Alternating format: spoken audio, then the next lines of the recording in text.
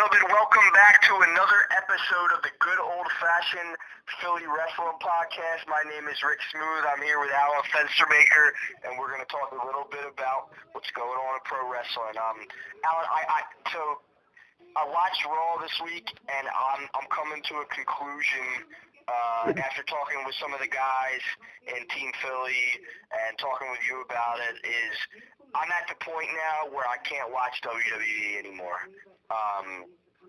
I was watching it and I was embarrassed to be watching it, and it made me feel really weird, and like I was holding on to something that's no longer there. And, I just want to say this for all the wrestling fans out there. I love pro wrestling. I love the independent scene, the circuit. I love AEW. I love NWA Power on YouTube. I love all this shit, and I want fresh shit.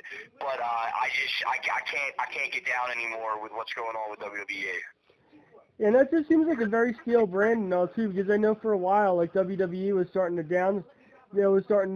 take a backslide and everything, and like I know like they had a brief resurgence, and then that's like in the beginning, like when Paul Heyman and Eric Bischoff came in to take charge of both Raw and SmackDown, but then like I know Eric Bischoff got fired from SmackDown, but Paul Heyman's still with the company, and I think that's WWE's best bet is the fact that they got Paul Heyman. Yeah, and look, this is how much I love Vince McMahon. I despise Donald Trump, and I'm still rooting for Vince McMahon to turn this, economy around with sports and all that, or whatever they're doing. So, I don't want I don't want people to think, Rick, hates WWE. No, man, the WWE sold out. Why would I support people that have sold out? Yeah, it's crazy. It is, man. It's really sad and unfortunate, and it's like an empire that has gone on a very, very long time. Like, okay, here's a good example of this. Okay, I've been thinking about this a lot. Is a lot of good bands will have a really good run. Maybe they drop a really good album, or they drop a couple of really good albums, and then their run slows down, and then they're done. Some really great bands get to that second peak. Like, for example, the Red Hot Chili Peppers, they did, their big album was Blood Sugar Sex Magic, and then they had a second peak, like about 14, 15 years later with Stadium Arcadium. So that's like having a good run, and then basically having like a huge encore after that where, they get another run. Now, WWE has already done that because the Hulk Hogan, Ultimate Warrior era or whatever, or Hogan Andre, whatever you want to call it, that was a huge run, and then they had their encore in the Attitude Era with Stone Cold and The Rock and all them. But, since the invasion angle, and it seems like, since, they started doing the stock market stuff, it just seems that it's over. But the thing is it keeps going on because they keep making money. And I was wondering about that, and we were talking today with the Team Philly squad, and they were saying that that's because of the fact that they make their money now off of corporate sponsorship, and that's what's affected the programming, and that's what's affected the overall, what's the word I'm looking for here? Presentation. Yeah. And then it's like right now, it's like they're not even making money off of like ratings or crowd attendance. Yeah, because I know one thing AEW is doing though, AEW they're doing the empty arena shows, but they're actually using wrestlers as fans. Yeah, that's smart too. It's helping how it looks. Yeah. I agree. I know, and also too, like the WWE, it just there's a lot of the WWE let a lot of people go, and and it seems like whenever the WWE wants to up their ratings, they bring in some of the guys from the old days in wrestling, like the Undertaker, for example, or like earlier. Or a couple months ago, bring Goldberg in.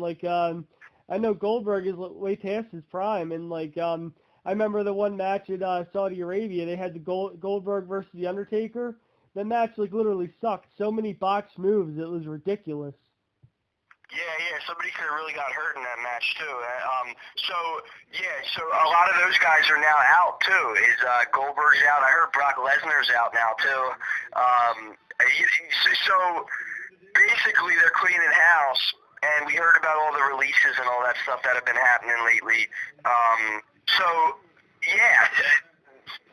With all this being said, you got to wonder about Paul Heyman because now think about this: if it's this is how crazy this shit is in the world right now. If Vince McMahon is, the head of the panel of the sports here in America, and Paul Heyman's writing Raws or whatever, Paul Heyman is a genius with all this stuff, but he's not even being utilized right. So I was thinking about this earlier. I was like, these guys are at the tip of the iceberg right now, and they're either going to sink or they're going to swim.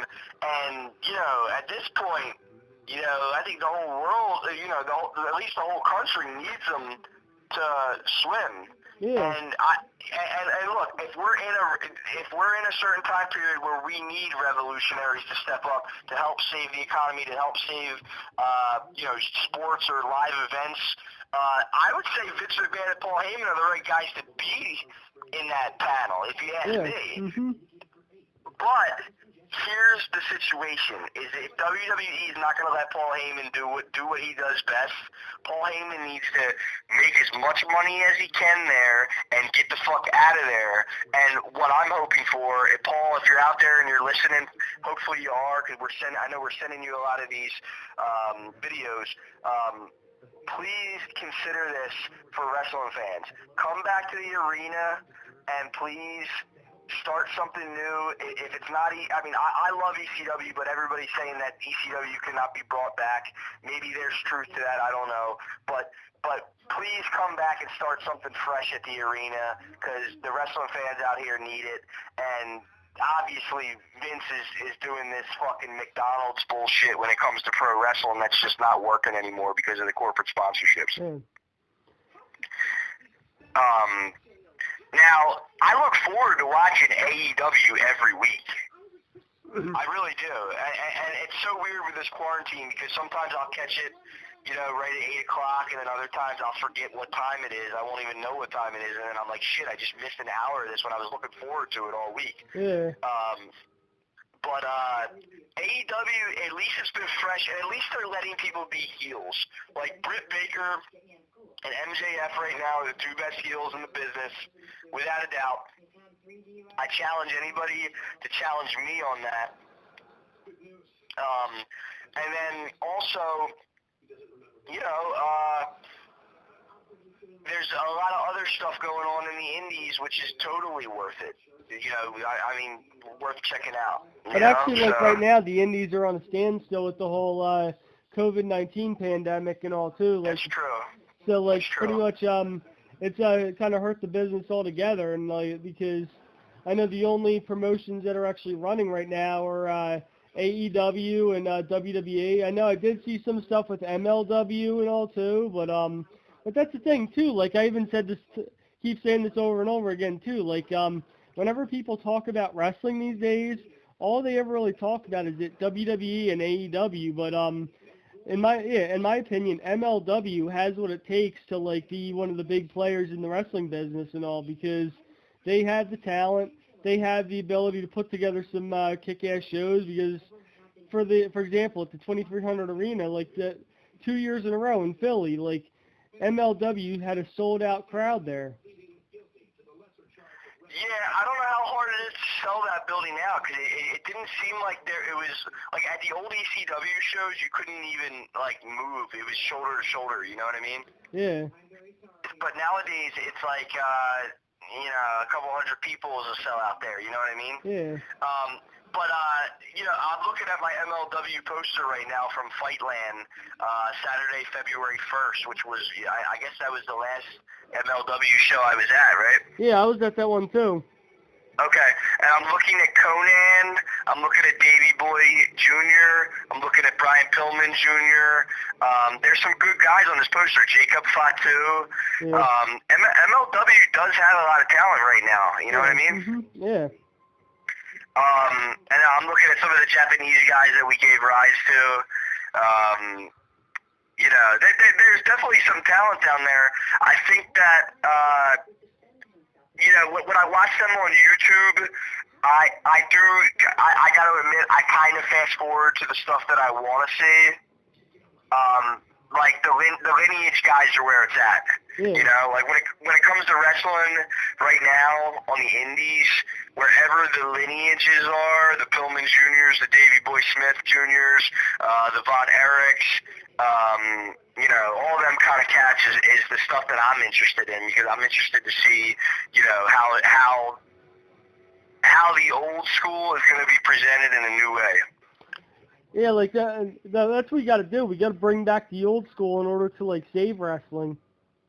Right. And the problem is that this wrestling stuff, you know, a lot of people, you know, and, you know, you can't really, like, it's rare when you got, like, a Flair or Hogan, not only with talent, but just with the fact that they'll go into their 50s and their 60s doing this stuff, because it takes such a toll on the body. But the other thing is, too, is, what was I just going to say about that? So I just lost it, man. I'm sorry. Yeah, but then like when you talk about the guys with the longevity and all too, you got the Undertaker, who who just recently signed a fresh contract with WWE, and like in my opinion, like at WrestleMania had like one of the best matches on the card against AJ Styles. Yeah, that was an interesting match, man. You know. Yeah, in fact, like I know, like they had the other match the next night with Bray Wyatt, the Fiend, in a Firefly Funhouse match with John Cena. But I know, in my opinion though too, like I kind of like the Undertaker versus AJ Styles match from the night before. Yeah, you know what I'll say about that is it almost kind of reminded me of like a Mortal Kombat video game kind of feel, didn't it? Yeah, it did. Or like a movie, like that movie Judgment Night. Yeah, because actually, like, yeah. for any guys, like anybody that's listening to this too, like I know Hood Slam Wrestling, they actually put together a match and it's on YouTube. Scorpion versus Sub-Zero, kind of like from a playoff of the Mortal Kombat games. Wow, I'd like to see that, man. Send me that when you can. Yeah, it's Scorpion versus Sub-Zero from Hood Slam. It's on YouTube. Yeah, that's interesting, man. I remember when Mortal Kombat came out in the arcade. I was at, I forget what mall it was. It might have been, I forget what mall it was, but I remember my dad took me out, and we were swinging by the arcade on our way out of the mall. We saw about, like, you know, 30 people huddled around this one arcade game, and we were like, what the fuck is this? So we went in there, and people were putting their quarters up, and we were seeing in, you know, the Mortal Kombat game, like all the different fatalities and all the blood, and I remember how fresh that was when it came out, man. Like, when something really good comes out, or something really original, or something really innovative, you know, the kids will flock to it, and you will notice, you know, what's hot and what's not. It was the same thing with NBA Jam. Yeah, I know. Like I had Sega Genesis and Game Gear, and I had Mortal Kombat on both of those. Nice. Yeah, I'd play that game all the time. Yeah, that was a good game, man. I mean, and if you know, there's a lot of sequels to it, and, you know, nothing will ever compare with the first one, because it was shocking to see, man. It was just like, wow, I can't believe that this is a video game where this dude's ripping the other guy's head off. Yeah. You know, or ripping his head out with his spine still attached. You know what I mean? Yeah. Mm-hmm. Yeah, man. Yep. But yeah, so what I was saying earlier is that this wrestling stuff has, you know, a lifespan, you know, a performer's lifespan when it comes to this wrestling stuff, you know, is not that long. So it's kind of like you got to get it. You got to get it while you can get it, but also, you know, when it comes to the old school stuff, we can't expect everything to be old school, but at the same time, we need the old school. So I don't really have necessarily a solution to that besides the fact of just getting the lineage guys in there, because those guys will at least, carry the torch for, what they represent. Yeah. And Davey Boy Jr. just likes chucking people around, man. I don't know if you've seen some of his matches where he just likes to throw people around. And, I've seen his matches, yeah. Fuck it, I like to see that kind of shit. Yeah.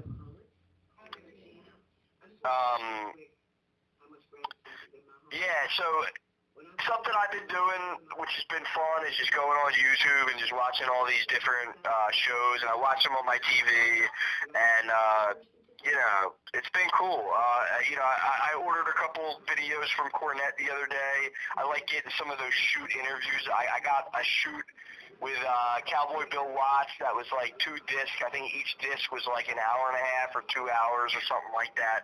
Mm-hmm. And then, I like getting the long shoot interviews. Like I got one, I think it was from RF Video, the Joel Goodhart shoot. Joel Goodhart was the original promoter for Tri-State Wrestling Alliance that later kind of morphed into Eastern Championship Wrestling, which then became ECW. And I remember hearing Joel Goodhart on the radio when I was a kid because, my dad knew him, and so we would go out to Tri-State shows down at the old Civic Center, I think it was at, and he was talking about how he was booking dream cards, because everybody in the business wanted to work with him at that time because Bruno put him over as somebody that was good with money, so everybody was willing to work with him. Yeah. He was booking some of the craziest shit ever, dude. He was booking these fucking matches where people would fight all around the arena with like Abdullah the Butcher and Eddie Gilbert and all these guys. So Abdullah the Butcher, I know, I've been seeing on the comments and all from, the interview that I did with Abdullah the Butcher back at the Bruiser Brody Cup, almost, almost a little over a year ago, I remember when I did that interview, but, I've been seeing some of the comments on there, and people, there are some negative comments about, how he gave, different wrestlers, hepatitis C, but, dude, the guy's a legend, he put his body on the line in these matches and all for the entertainment of the fans, and I know it's unfortunate about what happened, but when you think about it, these wrestlers, they deserve all the respect in the world. They put their bodies and their lives on the line to entertain the fans, and that's why I stress more and more importantly, if you're gonna do this, make sure you get trained properly, because if you get trained properly, you can at least know how to do this wrestling and everything without hurting people. But I know when you get into the hardcore stuff, it takes a certain mentality to do it, because I know doing some of these things the barbed wire, the thumbtacks and all that stuff, and they're doing it all for the fans, to entertain people, and that's why they're doing it. That's why Abdullah the Butcher, I give him a lot of credit for what he's done, and give him a lot of respect, as well as anyone else that got in the ring with him and did that stuff too, because they were all doing it for the love of it and for the passion and for the fans. And the money, and Abdullah's been doing it for 50 years, man. So I mean, that's that Ric Flair, Hulk Hogan career. You know what I mean? Doing it that long. Yeah. And Abdullah should definitely be. I think when it comes to those kinds of long careers, there's a couple people that you have to mention right off the top, and that's Ric Flair, Hulk Hogan, Abdullah the Butcher, and Terry Funk. Yeah. And Mick Foley too, when it comes to the hardcore stuff. Yeah. Well, I think his career was shortened because of the hardcore stuff. He probably would still be doing it if he could. Yeah. But yeah, I mean, there's other guys too that are before my time, so I'm still learning about the stuff that was before my time. I was born in '84. My first memory of this wrestling stuff was Survivor Series '87. So I'm still kind of young with this stuff. But we were having a conversation today with a couple guys at Millennium, and this is like the most important thing that I think I may ever say when it comes to this pro wrestling stuff. Yeah. Is if you're born in the 2000s, it's not your fault. You know what I'm saying? However, the wrestling stuff that you have been watching, like, I don't understand why people are watching some of this stuff. You know what I mean? Like WWE. If anybody's vouching for WWE in this time period, like, I don't. I really don't. Hold on, you're cutting out.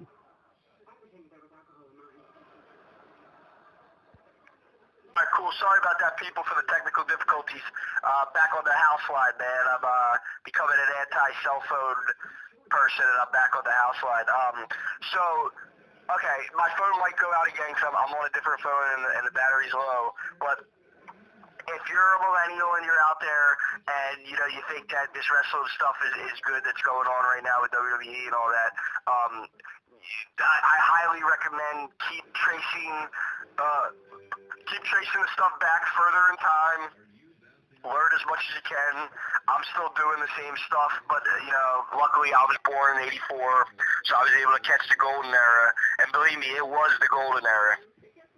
It was. I remember being a kid and being like, how did all this stuff come to be? Not only with wrestling, but with music, with movies, with sports, and even in my hometown, I wondered how all this stuff came to be because it was just a really special time period in the late 80s and the 90s.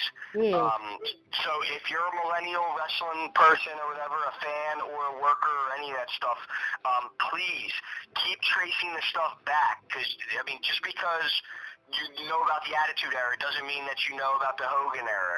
Doesn't mean that you know about, you know, the Jesse the Body Ventura era before, or the Gorilla Monsoon era, or all these different eras of pro wrestling.